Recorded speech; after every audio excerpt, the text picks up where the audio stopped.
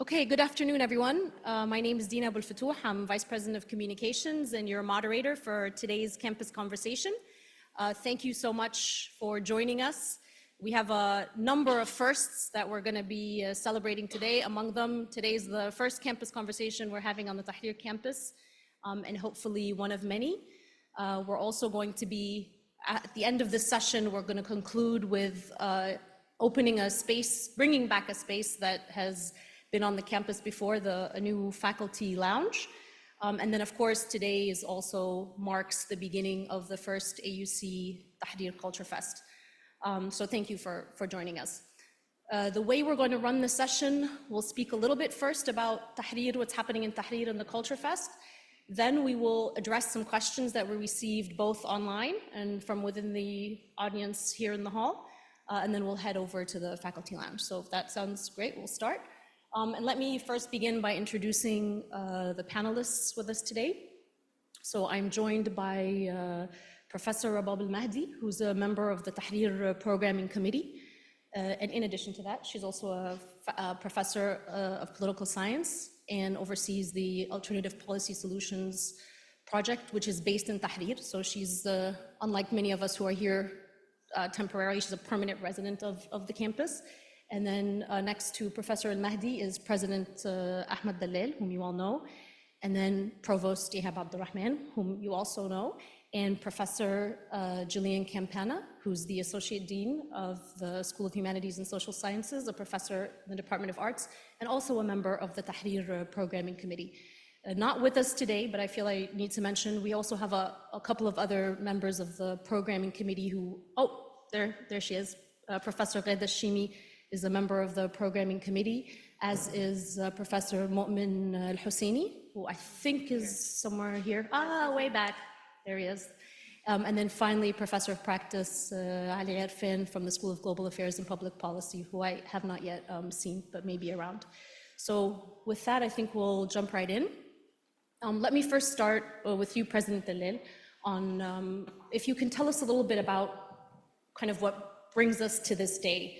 The vision of integrating Tahrir, what's happening with this campus, and the idea we've all heard, the idea of one university, two campuses. What's the thought behind that, and what do we hope to see from Tahrir? Thank you, Dina.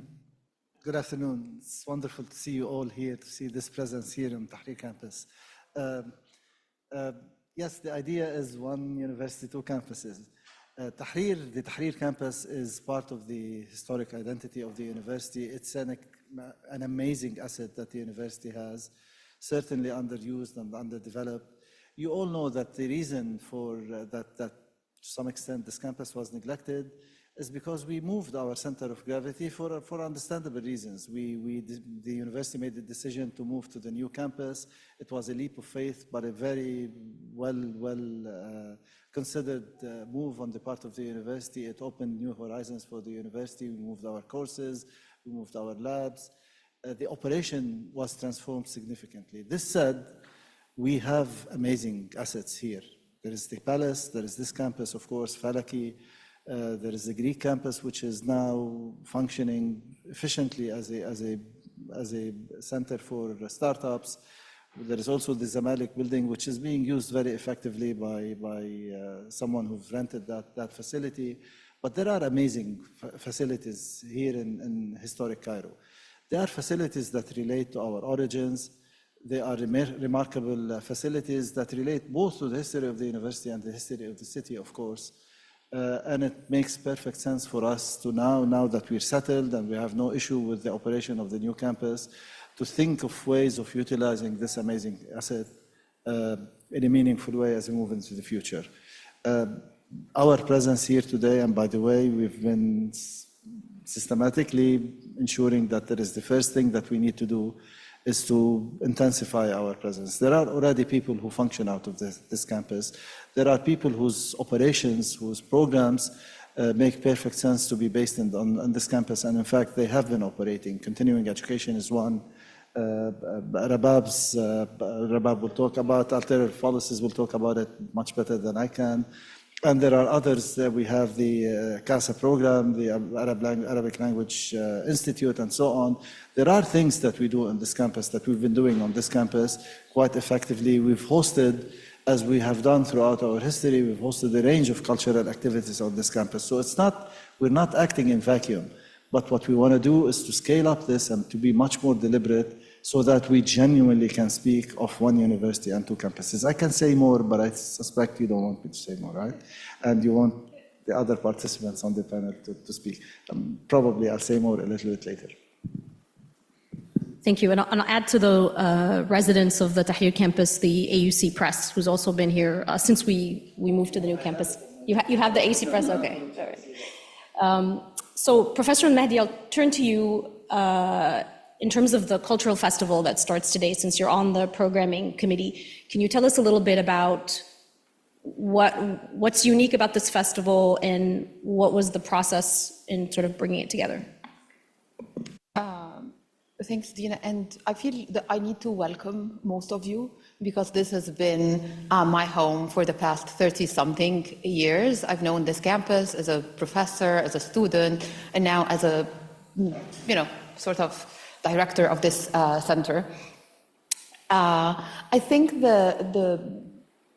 since we started talking about the cultural festival almost more than a year ago, the idea was that this will be a manifestation of what AUC is to Cairo and what Cairo is to AUC, which is a very intertwined relationship and one that defines both entities. It defines Cairo by virtue of our location in its heart, in Tahrir, a witness to its history for more than a century. And it's also defining in the sense of what our faculty, what our programs, what our alums bring to the city and the inspiration that this city has and continues to be for them. If you look at the program, I hope that you would see what AUC educational experience and life experience is for its faculty, for its students, for its neighbors, for our different stakeholders. When we called it Cultural Fest, the idea was culture in the broad sense, in the sense that the liberal education experience of AUC is. So you'll find the visual arts, you'll find humanities and social sciences presented, you'll find the sciences presented, but all in how it relates to current Cairo and to the world. Any of our panels should and is interesting for those different stakeholders that we think AUC uniquely represents and brings together. If you're an academic, if you're a student, if you're someone who works in any of the fields that we address, whether it's the arts, it's architecture, it's policy, we bring the practitioners, most of whom happen to be related to AUC one way or the other. They're either alums, they've had family or friends attend AUC, they've even come to one of our events. So the idea of the Cultural Fest is to bring all those different stakeholders together, but also for them to establish new connections, right? Because this is not a cultural fest in terms of a nostalgic presence about the past. This is also about the future. It's about the civic engagement that Dr. Dalal talks about as one of our priorities. It's about the programs of the future in terms of architecture, urban design, employment, so on and so forth. So in a sense, this yearly activity they know that it's a yearly activity, right? Okay. This yearly activity will be showcasing, and we think of it as a growing creature. So every year there will be another layer of Cairo and AUC unraveled to us as much as to the public. Thank you. Professor Campana, I'm going to turn to you a little bit because I know in the Department of the Arts in particular, but generally for our students, the campus represents an opportunity for their sort of learning. And in the festival, for example, today, the senior art exhibition is going to be inaugurated. We have many plays and productions. The student union is involved. But aside from that, and they are actually involved in many of the panels and discussions. So can you talk to us a little bit about how this campus is helpful to our students in their learning journey? Yeah, that's a wonderful question. You know, I was also a student at this campus 32 years ago. So coming back here does feel like home as well. And I think we all recognize when you step foot on this campus that there's a very different energy that exists here that doesn't exist in New Cairo. New Cairo is beautiful, but I remember when I heard about this campus, when I was living somewhere else, and when I heard about the New Cairo campus, thinking, wow, where could that possibly be? There wasn't really a New Cairo at that time. And so the energy that exists here, the architecture that exists here, the things that we're surrounded by virtue of the fact that this is an icon in and of itself, and then it's surrounded by icons. And I think that when we expose students to this richness of Cairo, the richness of the arts, the richness of architecture, the richness of the people who have been in these spaces. Khartoum performed here in 1937.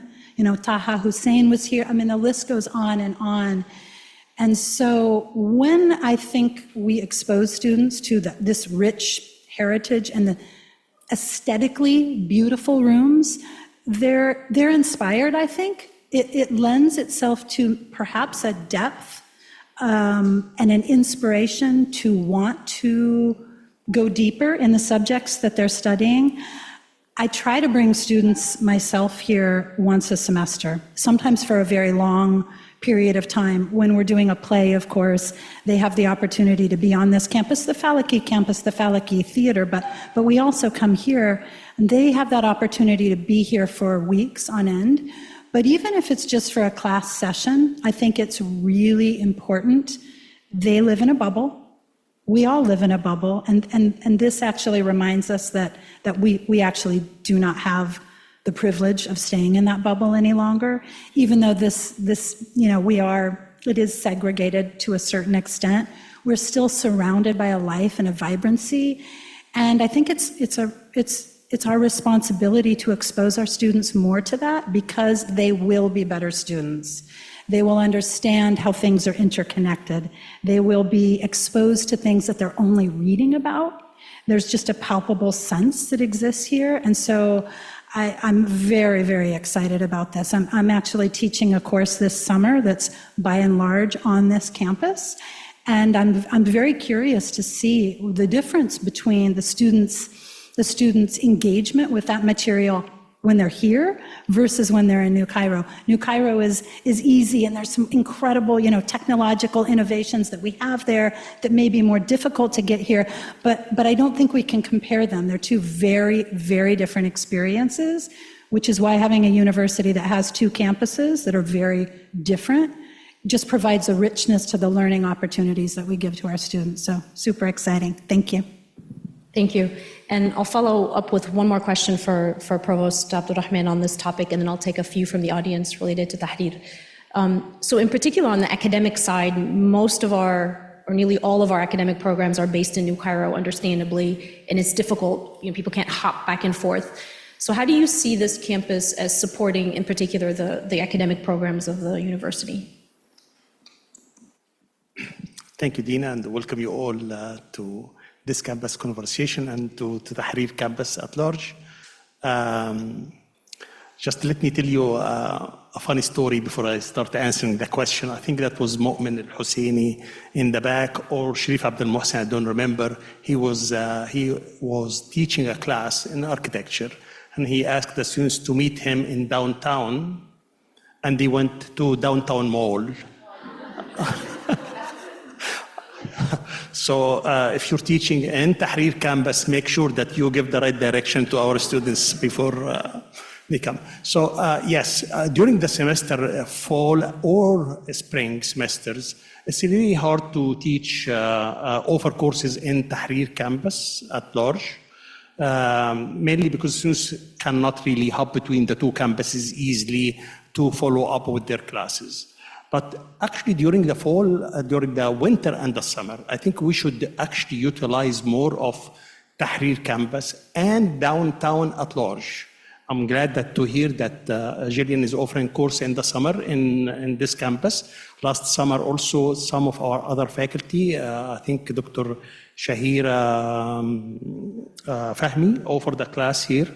And John Swanson offered in the winter some sessions on that campus. So utilizing that campus in the winter and in the summer is very well, is a good idea. I can give some ideas to faculty, but we have almost 700 full-time equivalent faculty who can be more creative about their classes and how to offer them here in Tahrir and utilize the campus during that time. Also, during winter in particular, this is a very good opportunity to offer courses, classes here for international students who would like to come to know Cairo and know more about AUC. This is a crash course in 3 weeks where you can offer the student course offered in Tahrir campus and take the students around either for arts or architecture or other topics related to the course of study. So, but let me also say that Tahrir campus in general is very well utilized by our continuing education, and the plan actually is to expand in that area to utilize more Tahrir campus. And we'll actually use more of New Cairo campus. And hopefully we will have a new presence in the new capital very soon also for our continuing education. We already have a place there. We just are finalizing the deal with the administrative capital company in order to start operating that place in new capital as well. Thank you, Dina. Thank you. Before we move to other sort of topics, is there anyone in the room that has questions pertaining to Tahrir campus? Nadia, go ahead.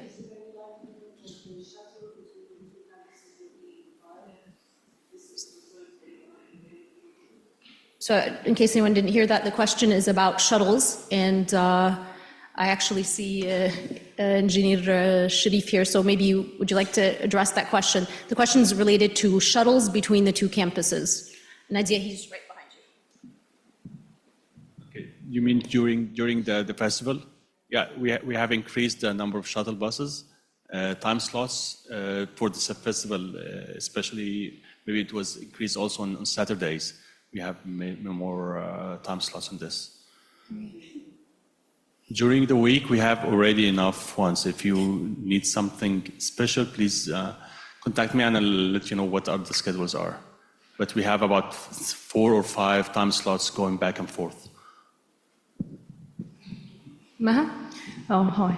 I'm very happy to hear about all these new things happening at the Tahrir campus. It's a great initiative. I have a question related to the neighborhood in Tahrir. Yani I know the Sovereign Fund is doing this Tahrir, Mujamma Tahrir, they're recreating it. L'Ismailiyya company, they're working with a lot of initiatives around reviving the culture in يعني in Tahrir and West al-Balad يعني. I was wondering if as AUC we're communicating to them, we will be engaging in them in any sort of way, because from my perspective as well, my daughter graduated 3 years back, and she and her friends are always coming back to Tahrir and West al-Balad. There is a lot happening, and the new generation is really fascinated with this scene, so I'm just wondering how are you going to capture all this? Thank you.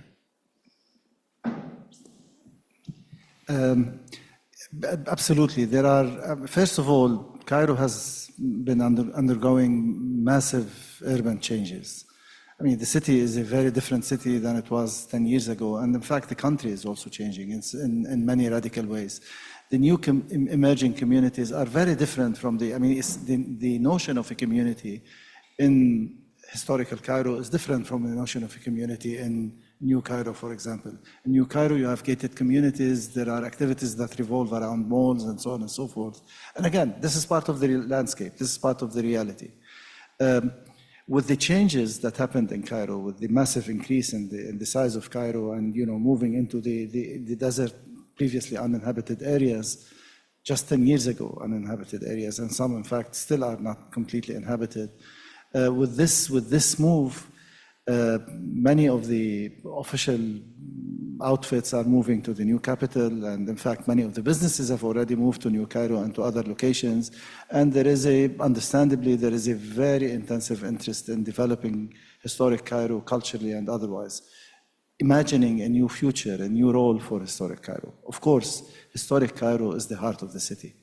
It's one of the oldest cities in the region. It's an extremely important. The layers of culture in this city are unparalleled anywhere in the region. And I mean the region, not just the Arab world. So there is understandably a deep interest in rethinking the role of historic Cairo. And we are at the heart of, physically, location-wise, we are at the heart of this process. Culturally, we're part of the modern history of Cairo. And we have to make every effort to contribute to this rethinking process. Exactly how this will take collective effort from all of us. We have some advantages. We are academics. We study certain things in ways others don't. So this is a significant contribution. But we can also engage with the communities of this part of the city in ways that other communities. We can also do comparative studies, and so on and so forth. So there is, the range of possibilities is wide. We certainly are intent to contribute to this process. We have been, but we need to be much more deliberate and systematic about this process, and hopefully we can contribute meaningfully to this effort. Any other questions? Iman?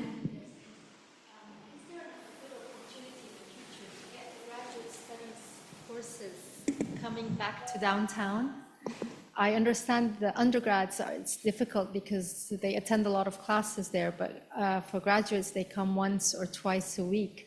So maybe this is a good opportunity to pull more grads here, especially if they live at the side of October City. So that would be a nice way of bringing them back to the old campus.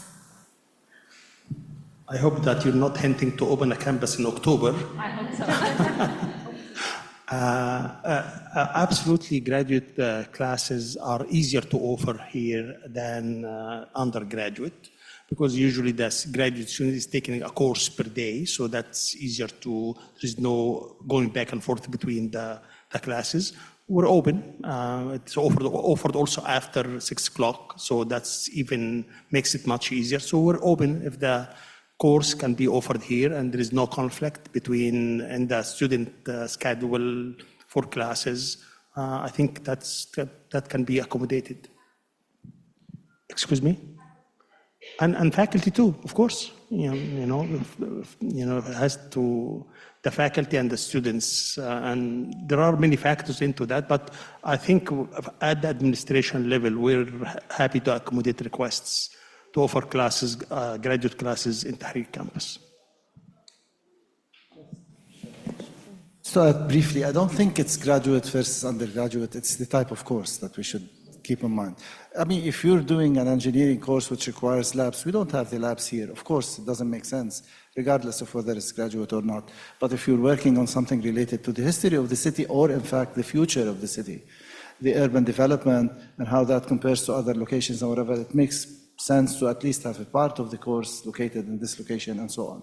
If you're working on issues related to policies in the new landscape and so on, it makes sense to be in this location. So it's not so much graduate versus undergraduate, although there is probably a little bit more flexibility for graduate, but it's the type of the course. Any other questions on Tahrir? Okay, so I'll shift. Oh, there's one more. I'm sorry. Sorry, no, I'm sorry, at the side. Professor Bendedi. No, a quick question on infrastructure and to what extent there's been any recent upgrade in the infrastructure here. So a few years we had the renovation of the cafeteria, a few years ago in some of the rooms that have been used as gallery spaces.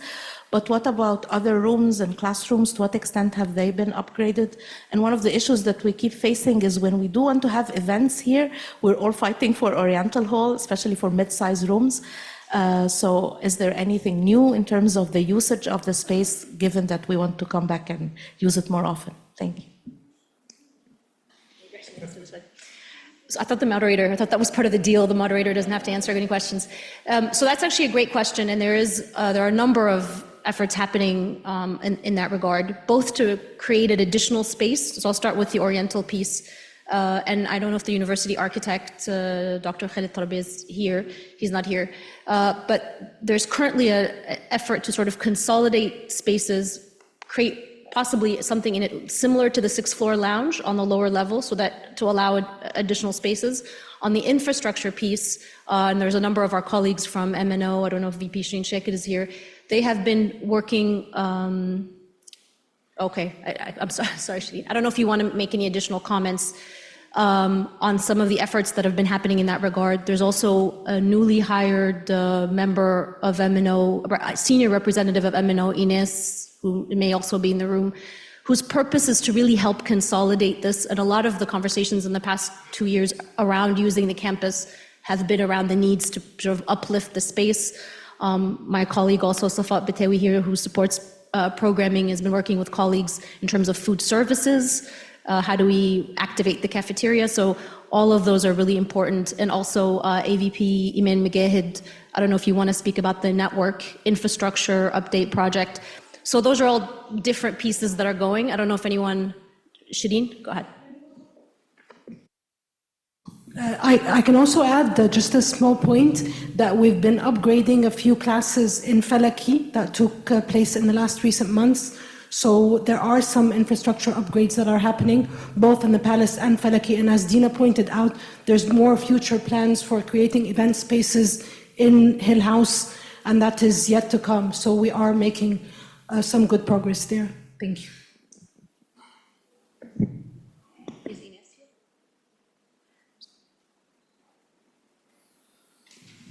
Hello, I'm just thinking as well of having some more activities for students. So what about having the bazaars here instead of having it sometime in New Campus? What about having like SU activities? Like for example, we're hosting like tomorrow the closing of a competition or the opening of a competition between all the universities in Egypt. So it's going to be a very good outreach for students from all over Egypt to come here and see the old campus. Maybe there will be some exhibitions there or some art fairs. So it would be a good idea to encourage SU and all the students to have most of the activities here in old campus as well. Thank you.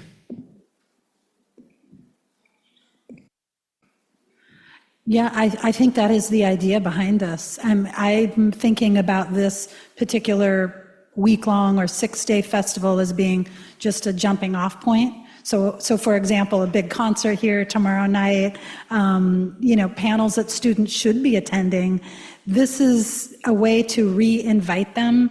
This particular generation, I think obviously because of COVID and because maybe they didn't have a prior connection to this campus, some of them at all. So it's not just, for some people, it's a reminder that the campus is here, it's a reopening, it's a huge invitation, but for a lot of students, it needs to be more than a reminder. It needs to be this campus exists, and things really like this concert tomorrow night. I mean, this is a way to get them here. And once they're here, it's really a gateway for a lot of different things. So I think it's always been the cultural hub and a great learning space, but now we're just reminding everyone that it is here. We need to take advantage of it. So for faculty who are here or anyone who's connected to students, I would definitely encourage them. We know how amazing the campus is. I think it's the students that we need to work to get here a little bit more. So this is a great point.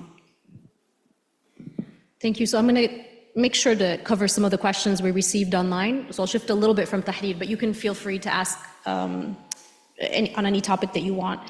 So in the online form, we received a couple of questions. I'm going to kind of cluster them. The first is submitted by a student, and it was asking about AUC's efforts to support various movements related to boycott, divesting from companies that aid in genocide. And so that's a tough one, so I will direct it to the president. Thank you. Okay, look, boycott can be a legitimate means that people utilize in dealing with challenges that they face and so on. What we've done on our campus, we've created platforms. We have allowed platforms for discussion of boycott and the possibility of boycott and the meaningfulness of boycott and the relevance of boycott and so on.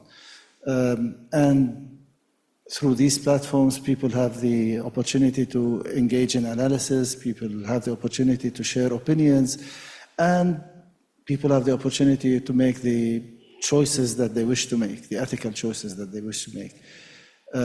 So this is certainly something that we're doing. This said, of course, the issue of boycott is not a straightforward and simple issue. It's not an easy one. And there are multiple considerations that an institution or an individual need to consider when they engage with this topic and make decisions around this topic. So providing the platform doesn't automatically translate into very specific approaches to these issues of boycott. There are multiple other layers to be considered. It is legitimate to discuss this topic. It's legitimate to consider options, personal and otherwise. We certainly want to have ethical investment policies. There is no question about that. But there is no very easy outcome of, from saying we want to have ethical policies, and then this translates exactly in the following mechanisms and so on. What we have certainly on this campus, we have the platform for people to discuss this topic, to engage in it, to make the right choices, the ethical choices that they choose to make, to share their opinions and discuss this topic at greater length. So I will leave it at that. It's not straightforward, it's not easy. But certainly it's a legitimate topic to discuss and to consider and to make the choices and the options and the decisions that we as individuals or collectively as communities wish to make. Thank you. The next, there are actually a set of questions, again, I think by the same person, related to stipend for graduate students. So it's about the general level of the stipend for graduate students, and a question on sort of the differential between, are there differences in stipends for Egyptian versus international students? So I'll direct that to the provost. Thank you, Dina. And that question was sent to me yesterday, so it's very easy question. So I asked my colleague Dean Adham Ramadan to give me the answer to that. He couldn't be with us today, so he sent me the answer. So let me say what Adham wrote to me, and I actually checked the fact that issue has been coming to us, almost the same exact question a couple of times before. So fellowship stipends are the same for Egyptian and international students. The stipend amount depends on the number of working hours. The number of working hours depends on the type of the fellowship itself. And sometimes students who receive a fellowship for 3 hours, the requirements is less working hours. That's why the stipend proportionate to the number of working hours. That's why the difference. But the way we calculate it is the same for anyone. In the last few years, AUC has been increasing the fellowship stipends by at least 20% every year. There is a plan also to increase it from this year to in the next year budget, contingent on the approval of the budget, which we are still working on. I think that covers everything. Thank you. The final questions, again, these were submitted in the form online when we were promoting the campus conversation. The final sort of, again, I think 2 questions that I'm combining here relate to staff salaries. The question is, and I know we have AVP Sarah Rifat as well, if we want to elaborate. The question is really about the level of staff salaries, that there have not been sufficient increases, especially in light of rising costs of living, and then also a related question about pay across different levels, and that people at the same level may receive different pay. So I will address that to the president, and then if AVP. So, since we started having the evaluations, we've recognized the very severe impact of the evaluation of our community, on our community. And we've very deliberately and self-consciously decided to make interventions, very significant, tangible interventions over the last, I think in the case of our staff, 4 or 5 different interventions, and we will continue to make such interventions moving forward. Of course, the other significant community which we had to support is our students who were experiencing a significant increase in terms of the tuition that they pay, at least until the situation stabilizes. So there is, first of all, there is significant, that's been a tremendous impact of the devaluation of our community and the need to intervene. And in fact, we've mobilized interventions significantly, consistently. And in anticipation of the next budget cycle, we have every intention to continue to do what we've been doing, even on a more escalated and, at higher levels. Just a couple of things. First of all, the devaluation crisis is not a crisis created by AUC. It's a crisis at the national level. And we're suffering from it like all other institutions in the country.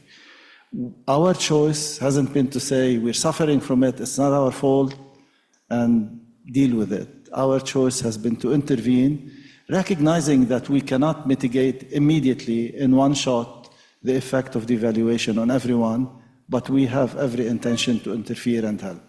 The interventions, by the way, at the beginning of a budget cycle, that's when we budget, we get a budget approved, we budget for an increase in salaries. We have been increasing the salaries since June, end of June, July 22 and July 23. We've significantly increased the salaries in decreasing order. If you get more money, you get less increase, but increasing the salaries across the board. And again, we will do this in the next budget cycle as well. I promise you, we will. The exact amounts are still being calculated because at the end of the day, we have to have a balanced budget. The board will not approve a budget which is not balanced. Money doesn't grow on trees, and the university operations are affected by devaluation just as everything else.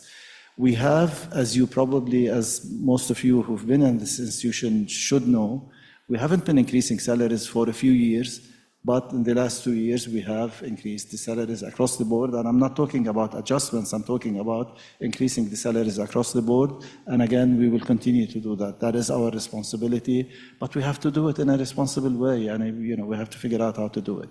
We also, the other form of intervention during a budget, during the year when the budget has been approved, every time we were hit by a second devaluation, we also looked at ways of mobilizing resources, whatever resources are available to us, through a variety of means, mobilizing these resources and supporting on a one-time basis. So the intervention took the form consistently at every budget cycle of increasing the salaries permanently and significantly, and we will continue to do this. It will take us a while to fully absorb the effect of the devaluation, but we're moving in that direction. And in the interim, we've intervened and provided additional support during the year in the form of bonuses, depending on the rank and the salary scale, in some cases amounting to a total over a number of interventions of 4 or 5 months' salaries, in other cases less, and so on, depending again on the income.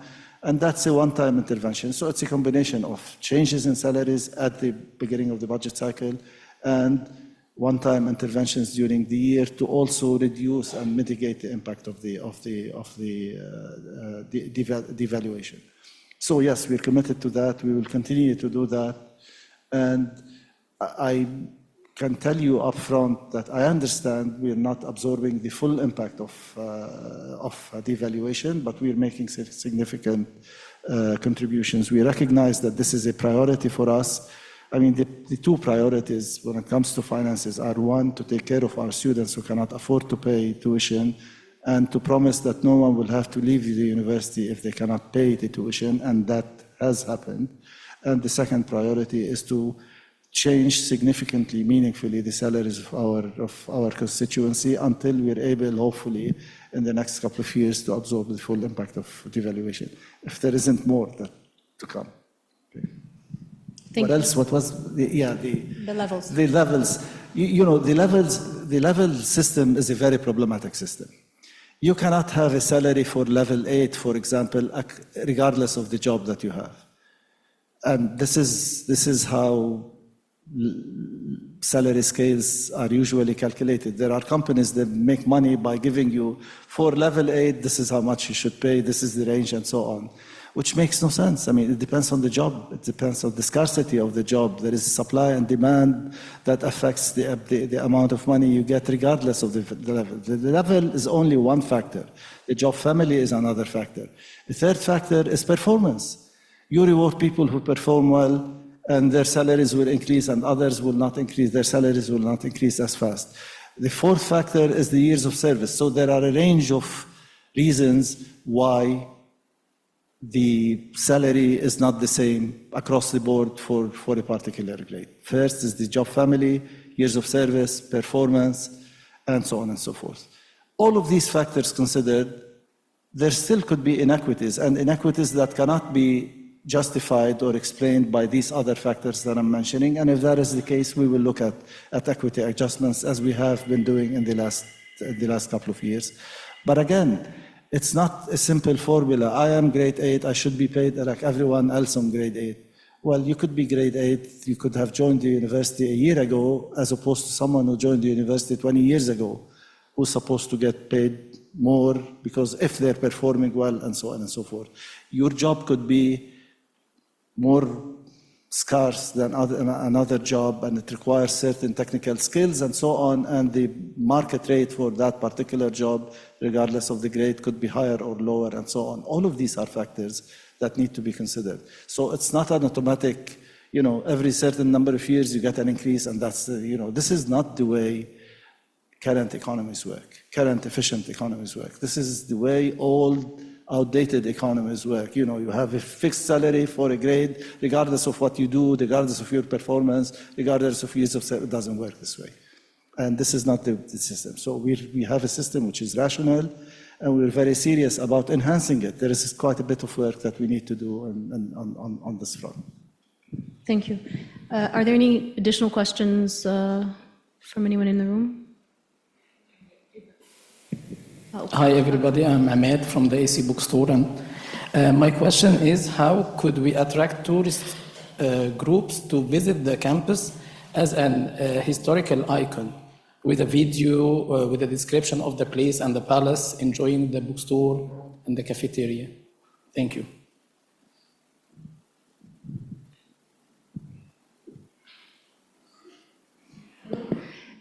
Great idea. I mean, absolutely, it's a wonderful idea, and there are a number of videos that actually, there's one that we're going to be showing later tonight about the festival.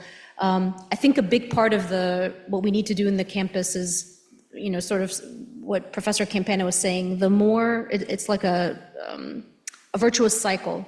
The more people come, the more people see it, the more traffic will come, and hopefully, the cultural festival that's launching this week is just one of the many things that are happening. And actually, I should also note, aside from the festival, for those of you who are on the campus often, there are many, many activities that happen throughout the campus. So I think we can certainly do more to spread the word about that. I see, yes, sure. Always get the hard questions. This is a good one. This is an easy one.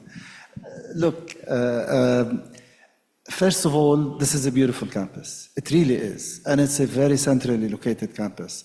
And there is so much, it's enjoyable to come and look at it and visit it and so on, to start with. But there is a story to this campus. And this is, I think, the most important. You could read into Cairo's modern history by visiting certain sites and talking about things that happened in these sites. It will require that we do some effort, of course, to understand that history, to revisit it, which is why history is a great discipline for the scientists among you, it would be wonderful to learn more about this history and communicate it. So it's not just about the location and the physical beauty of the campus, which is the case, and its centrality. But through this campus, walking through the hallways, there is so much history embedded in, and there is so much that you could say about Cairo and its history, and it's also about its future. So I fully agree with you. Tourists used to come for understandable reasons, and I think we need to make sure that people come and visit this campus as they would visit a cultural museum of sorts. I mean, not just a museum with objects, but a museum with stories and with cultural references. Professor Mahdi, you want to comment or follow up on that as well? Very quickly, two things. I think, so one of the prerogatives of this committee, the programming committee, is basically to think about activities. So the Cultural Fest is just the beginning, where we're trying our hands in different things. But part of our mandate is to think of ongoing activities that actually make that festival a high point in a year-long series of different kinds of ongoing activities and events. The second thing is basically this conversation, I think, at least from my perspective, has been very inspiring in terms of the enthusiasm of our staff, the brilliant ideas, whether it's to bring something that like the International Day, to have it here, and many of our student activities. So basically, what I'm going to discuss with VP Abul Futuh is basically to have an email address so that you guys over the coming week or month can send us all your ideas. We're taking notes of everything that you're saying, right? So all those different ideas, but I'm sure that coming to the festival will generate more ideas. So it would be very useful if you guys can just send us those ideas, and then we can think of ways of making them come to fruition, whether now or on the long run. So please do that. Thank you. There's also QR codes all over the campus, so feel free to scan and tell us what you think about the festival as you go through that. There's a question way in the back, so go ahead. My name is Heba Salim, and I'm responsible for a group of international students, and we are located here in Tahrir campus. And I would like to add on what my colleague Rabab just added now. Please bring your Egyptian students from the new campus, and let's arrange a meeting for the students. Our students would be thrilled to speak in Arabic to Egyptian AUC students. And maybe we can arrange something like this one day, maybe in the summer or maybe during any of the time during the semesters. And we can exchange ideas. They can exchange opinions, and just for once during the semester. So please email us, CASA@AUC. Wonderful idea. Thank you. Any other quick questions? Anyone else on the panel have any final thoughts, comments? Oh, thank you very much. So the next sort of exciting segment, we're going to walk out here and go to the faculty lounge to inaugurate that. I do want to note, so as you look through the space, which has been completely redone, everything you see there actually already existed at the university, so keep that in mind. It is really a testament to the amazing work of our colleagues in maintenance. The entire sort of space has been redone with things that already existed at a very minimal cost. So it's a tremendous work of creativity and sustainability and repurposing things that already exist. So thank you to our M&O colleagues in maintenance who made that happen. Thank you to everyone who joined us. And if you walk with us out here, it's right next to the cafeteria. So we'll see you there. Thank you.